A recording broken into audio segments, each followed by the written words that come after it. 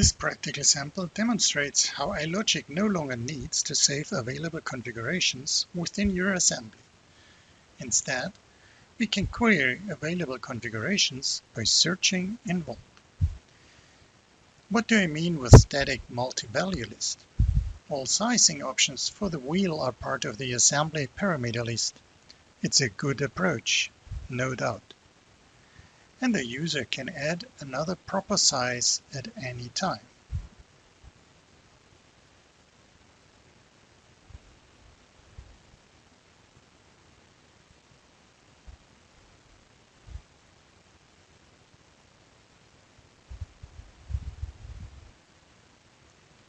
If we consider this assembly a template managed by Vault, we can even track the change made by a revision cycler.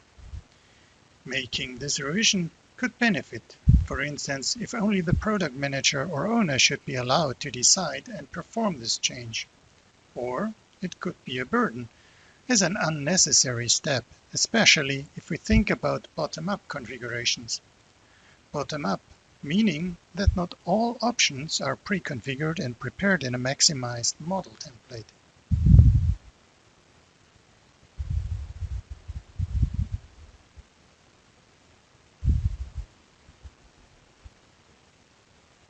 Having an iLogic-Vault connection, we can establish an alternate approach. I called it dynamic multi-value list. The model template saved an empty list, and the dialog fills the list at runtime by searching available sizing options for the wheel in Vault. Currently, the iLogic-Vault search returns only 2 size options. Looking into Vault, we recognize that there are more wheel sizes available but not released for the configurator's consumption.